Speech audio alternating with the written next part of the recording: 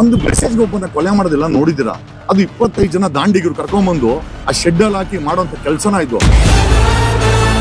ಆಮೇಲೆ ಇದನ್ನ ಉಸ್ತುವಾರಿ ವಹಿಸ್ಕೊಂಡಂತ ದರ್ಶನ್ ಕೂಡ ಒಳ್ಳೆ ಕೆಲಸ ಮಾಡಿಲ್ಲ. ಫ್ಯಾನ್ಸ್ ನೀವು ಬರಬೇಡಿ ಅಂತ ತಡೆ ಹಿಡಿತಾರೆ ಅಂತಂದ್ರೆ ಎಷ್ಟು ದೊಡ್ಡ ಷಡ್ಯಂತ್ರ ನಡೀತಾ ಇದೆ. ಇಲ್ಲ ನೋಡಿ ಬ್ರದರ್, ಇದೆಲ್ಲ ಒಂದು ಮಾಫಿಯಾ ನಡೀತಾ ಇದೆ. ದರ್ಶನ ಒಡೆ ಫಿಕ್ಸ್ ಮಾಡಕ್ಕೆ, ಆಕ್ಚುಲಿ ಎಕ್ಸ್ಪೋಸ್ ಮಾಡಕ್ಕೆ ಬಂದಿರೋದು ನಾನು ಹೆಚ್ಚು ಕಡಿಮೆ 2.8 ಕೋಟಿ ಮೊಬೈಲ್ಸ್ಗೆ ನಮ್ಮ ಮೆಸೇಜ್ ರೀಚ್ ಆಗಿದೆ.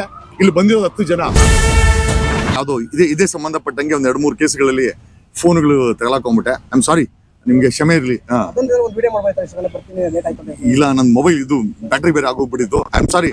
ಅದೇ ಕೇಳಿದ್ ಬಂದ ತಕ್ಷಣ ನಾ ಅಪಾಲಜಿ ಕೇಳ್ಕೊಂಡೆ. ಐ ಆಮ್ ದಯಮಾಡಿ ಕ್ಷಮಿಸಿ ನನಗೆ. ನಾವೆಲ್ಲ ಬಡವ್ರ ಮಕ್ಕಳು, ನಮ್ಗೆಲ್ಲ ಯಾವ್ದು ಇನೋವಾ ಕಾರು ಇಲ್ಲ, ಡ್ರೈವರು ಇಲ್ಲ, ಗನ್ಮೆನೂ ಇಲ್ಲ. ಏನೇ ಮಾಡ್ಕೊಂಡ್ರು ಒಬ್ಬರೇ ಬಗ್ಗೆ. ನಾನು ಗಾಡಿನಲ್ಲಿ ಬೈಕಲ್ಲಿ ಒಬ್ಬನೇ ಬಂದೆ. ನೀವು ನೋಡ್ಬೋದು ಇಷ್ಟು ಗಡಿಗಳನ್ನ ಓಡಾಡ್ತೀನಿ. ನನ್ಗೇನು ಭಯ ಇಲ್ಲ, ಯಾಕಂದ್ರೆ ನಾವು ನಿಮ್ ತರನೇ. ಈಗ ನೀವು ಅಷ್ಟೇ ಗಡ್ಡಿಗಳನ್ನ ಫೋಟೋ ಹಿಡಿತೀರಾ, ಗನ್ಮ್ಯಾನ್ ಹಾಕೊಂಡು ಓಡಾಡ್ತೀರಾ. ಹೋದ್ರೆ ಹೋಗ್ಲಿ, ಸಮಾನಿಸ ಏನಿಲ್ಲ. ಹಂಗಾಗಿ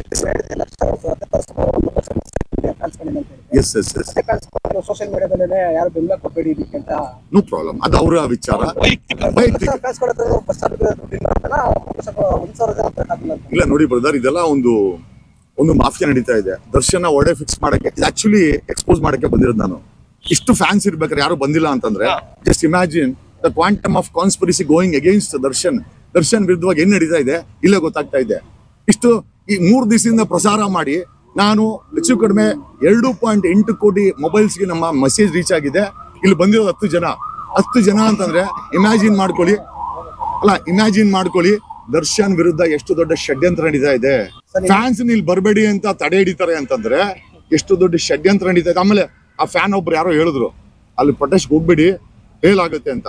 ನಾನು ಇವತ್ತು ಕೂಡ ಬಿಟ್ಬಿಡ್ತೀನಿ, ಬೇಕಾರೆ ಈ ಕೇಸನ್ನ ಬಿಡ್ತೀನಿ. ಆಗ್ಲಿಲ್ಲ ಅಂದ್ರೆ ಆಕೆಗೆ ಏನ್ ಮಾಡೋಣ? ಒಂದು ಟೈಮ್ ಲೈನ್ ಆಕೆಗೆ ಫಿಕ್ಸ್ ಮಾಡಿ, ಇಷ್ಟು ದಿನದಲ್ಲಿ ಬಂದಿಲ್ಲ ಅಂದ್ರೆ then I will take over the cash. ವಕೀಲರಾಗಿ ಕೆಲವರು ಆರೋಪಿಗಳಲ್ಲಿ, ಮಂಡ್ಯ ಭಾಗದಂತ ಆರೋಪಿಗಳಲ್ಲಿ ನಮ್ಮ ಮಗನ್ ಬಿಡ್ಸಕ್ ನಮ್ಮ ಹತ್ರ ಹಣ ಇಲ್ಲ ಅಂತ ಹೇಳ್ತಾರೆ.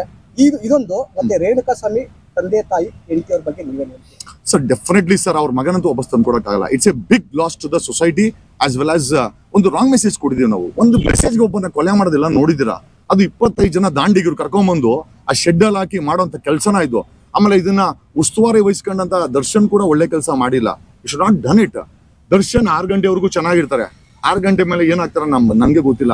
ಇನ್ಫ್ಯಾಕ್ಟ್ ನನ್ಗೆ ಗೊತ್ತಿಲ್ಲ. ಯಾರು ಹೇಳಿದಂದ್ರೆ 6 ಗಂಟೆ ಮೇಲೆ ಸಂಘ ಸೇರಿಲ್ಲ ಅಂತಂದ್ರು. ಸಂಘ ಸೇರಿ ಸನ್ಯಾಸಿ ಕೆಟ್ಟ ಅಂದಂಗೆ ನಮ್ಮ ಪಾಪ ವಿಜಯಲಕ್ಷ್ಮಿ ಒಳ್ಳೆಯವಳು. ನನ್ ತಿಳಿದಂಗೆ ಐ ಥಿಂಕ್ ಈ should carry forward is family rather than this idiots. ಈ ಇಡಿಯಟ್ಸ್ ಜೊತೆ ಬೆಳೆಸಿರೋದನ್ನ ಸ್ವಲ್ಪ ಕಡಿಮೆ ಮಾಡಿ ಇನ್ ಮುಂದಕ್ಕೆ ಸಮಾಜಕ್ಕೆ ಆಸ್ತಿ ಆಗ್ಬೇಕು ದರ್ಶನ್ ಅಂತ ನಮ್ಮ ಆಸೆ ಸರ್. ದರ್ಶನ್ ಒಬ್ರು ಚಿರಂತರ ಒಳ್ಳೆ ನಟ. ಅವರು ಸಮಾಜಕ್ಕೆ ಅಷ್ಟೊಂದು ಹೆಲ್ಪ್ ಮಾಡಿದೀನಿ ಅಂತ ಹೇಳುವಂತ ವ್ಯಕ್ತಿಗಳು ನಮ್ಮ ಮಗನ್ ಬೇಲ್ ತಗೊಳ್ಳೋದಕ್ಕೆ ದುಡ್ಡಿಲ್ಲ ಅಂತ ಪರದಾಡ ತಂದೆ ತಾಯಿಗೆ ಅವರು ಫ್ಯಾಮಿಲಿ ಹೆಲ್ಪ್ ಮಾಡಕ್ ಹೋಗ್ತಿಲ್ಲ. ಅವ್ರು ಯಾಕೆ ಭೇಟಿ ಮಾಡ್ತೀನಿ ಅವ್ರನ್ನ? ನಾನು ಆಗಿರ್ಬೋದು, ಪತ್ನಿ ಆಗಿರ್ಬೋದು, ಮಗನ್ಗೆ ಬೇಲ್ ತಗೊಳ್ಳೋ ಮತ್ತೆ ದುಡ್ಡಿಲ್ಲ, ಅವರೇ ಬಂದ್ಬಿಡ್ಸ್ಕೊಡ್ಬೇಕು. ಅಥವಾ ಚಿಕ್ಕದೊಂದು ಕಿರಾಣಿ ಅಂಗಡಿ ಇಟ್ಕೊಂಡಿರೋಂತ ತಂದೆ ತಾಯಿಗಳು ಹಂಗೆ ಹೇಳ್ತಾರೆ ಅಂದ್ರೆ ಇಷ್ಟೊಂದೆಲ್ಲ ಸಹಾಯ ಮಾಡಿದ್ರೆ ಅವ್ರಿಗೆ ಯಾಕೆ ಬೇಲ್ ತಗೊಳ್ಳೋದಕ್ಕೆ ಒಂದು ಹೆಲ್ಪ್ ಮಾಡಿ ಅವ್ರ ಮನೆ ಯಾಕೆ ಭೇಟಿ ಕೊಟ್ಟಿಲ್ಲ? ಅವ್ರನ್ನೇ ಕೇಳಬೇಕು. ಅಲ್ಲ ಎಲ್ಲ ಗೊತ್ತಿಲ್ಲ ನಿಮ್ಗೆ. 20 ದಿವಸದಿಂದ ವಿಜಯಲಕ್ಷ್ಮಿ ಮೇಡಮ್ ಮನೆಗೆ ಹೋಗಿದ್ರು ಅಂತ ಹೇಳಿದಾರೆ ಅವರು. ಯಾರು ಆರೋಪಿಗಳು? ಅಲ್ಲ ನಿಜವಾಗ್ಲೂ ಇಷ್ಟು ದೊಡ್ಡ ಕಾನ್ಸ್ಪಿರಸಿ ಮಾಡಿ ಅವ್ನ ಎತ್ತಾಕೊಂಬಂದು ಹೊಡೆದವರು ಕನಿಷ್ಠ ಅವ್ರಿಗೆ ಬೇಲ್ ಕೊಡಿಸ್ಬೇಕಲ್ವಾ?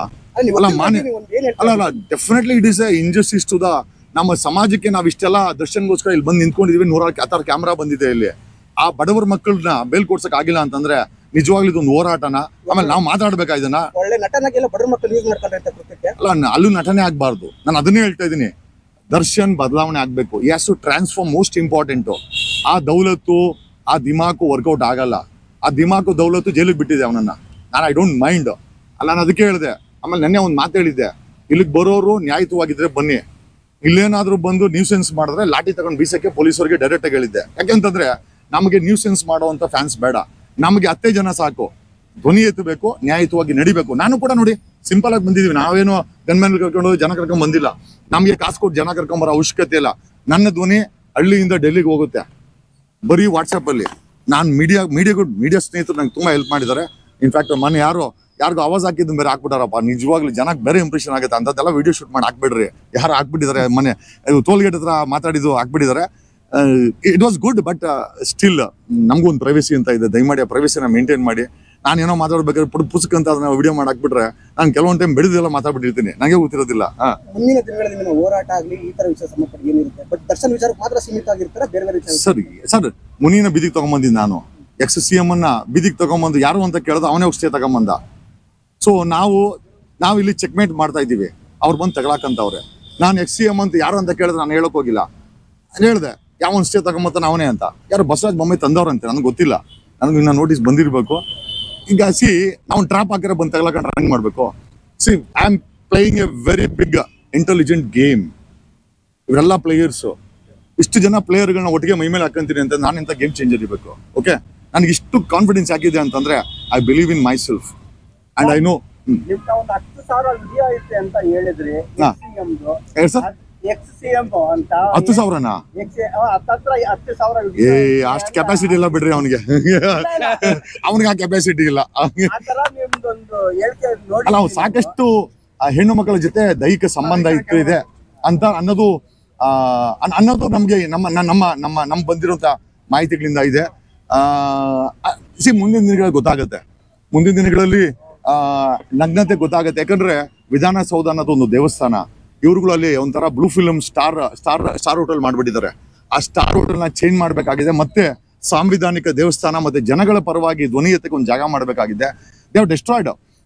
ಇವನು ಯಾರು ಚಿಕ್ಕಬಳ್ಳಾಪುರ ಸುದಿ ಅಲ್ಲೊಂದು ದೊಡ್ಡ ಹೋಟ್ಲು ಮತ್ತೆ ಫ್ಲಾಟೇ ಮಾಡ್ಬಿಟ್ಟವನಂತೆ ಈ ಕೆಲ್ಸಕ್ಕೆ. ವಿತ್ ವಿಡಿಯೋ ಸಮೇತ ಇದೆ.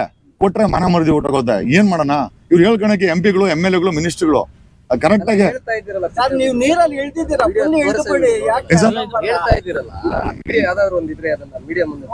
ಏನ್ ಬ್ರದರ್, ಈಗ ರೈಟ್ ಟು ಪ್ರೈವಸಿ ಅಂತ ಇದೆ ಬ್ರದರ್. ಸುಮ್ನೆ ನೀವು ನಾವ್ ಇಬ್ರು ಕೇಸ್ ಹಾಕ್ಸ್ಕೊಬೇಕು, ಯಾಕೆ ಬೇಕದು?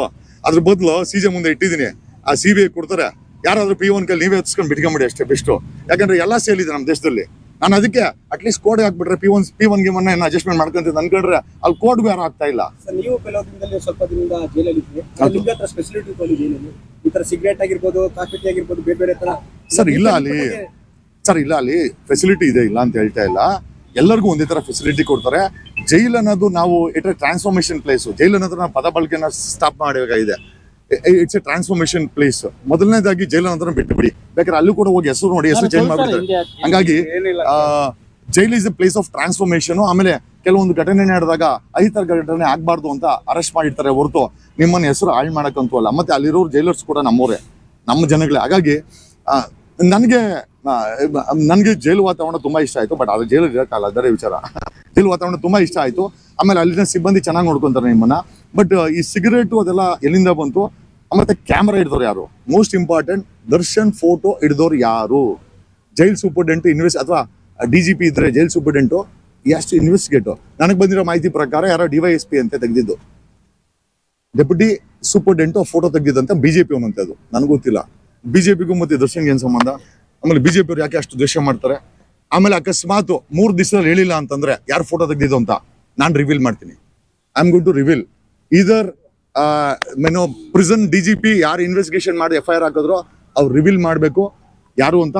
ನಮ್ಮ ಇನ್ವೆಸ್ಟಿಗೇಷನ್ ರಿಪೋರ್ಟ್ ಅಲ್ಲಿ ಹೆಸರಿದೆ, ನಾನು ಹೇಳಿದ್ರೆ ಕಷ್ಟ ಆಗುತ್ತೆ. ಈಗ ಹೇಳಲ್ಲ, I will give 3 days time. 3 ದಿವಸದಲ್ಲಿ ಹೇಳಿಲ್ಲ ಅಂತಾನೆ ಯಾರು ಫೋಟೋ ತೆಗೆದಿರೋ ಅಂತ ನಾನು ಅವನ ಹೆಸರು ಹೇಳ್ಬೇಕಾಗುತ್ತೆ ವಿತ್ ಫೋಟೋ. ಅವ್ನ ಮನೆಗೆ ಹೋಗ್ತಾನೆ.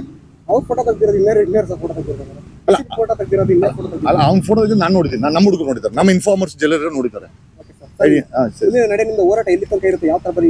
ಇಲ್ಲ ಸರ್, ನಾವು ಜನಗಳ ಧ್ವನಿ ಸರ್. ನಿಮ್ ಜೊತೆ ಇರ್ತೀವಿ, ನಾವು ಮಾಧ್ಯಮ ಜೊತೆ ಇರ್ತೀವಿ, ಸಾಮಾನ್ಯ ಜನರ ಜೊತೆ ಇರ್ತೀವಿ. ನಿಮ್ದು ಏನೇ ತಲೆನೋವು ಇರ್ಲಿ ಬನ್ನಿ. ಮೊನ್ನೆ ನೋಡಿ ಕೆನಿಗಾಮ್ ರೋಡಲ್ಲಿ ಮಳ್ ಬಿದ್ದೋಗ್ತಾ ಇದ್ದೆ. ಅಲ್ಲೇ ಹಿಡಿದು ಇಮಿಡಿಯೇಟ್ ಆಗಿ ಅವ್ನು ಪಾಪ ಟ್ರಾಫಿಕ್ ಒಂದು ಸೈಡಿಗೆ ಕಳಿಸಿ BBMP ಅವ್ರಿಗೆ ಹೇಳಿದ್ವಿ, ಸರ್ ನಿಮ್ಮ ಜೊತೆ ನಾವು ಇರ್ತೀವಿ, ನೀವು ಏನೋ ಇದಕ್ಕೇನೋ ಸ್ಮಶಾನಕಾರ ಕರ್ಕೊಂಡು ಹೋಗಿ ಅಥವಾ ವಿಧಾನಸೌಧ ಕರ್ಕೊಂಡು ಹೋಗಿ CM ಆದ್ರೂ ಮಾಡಿ, ನಿಮಗೆ ಬಿಟ್ಟಿದ್ದು, ನಿಮ್ ಜೊತೆ ನಾವು ಇರ್ತೀವಿ. Okay, thank you.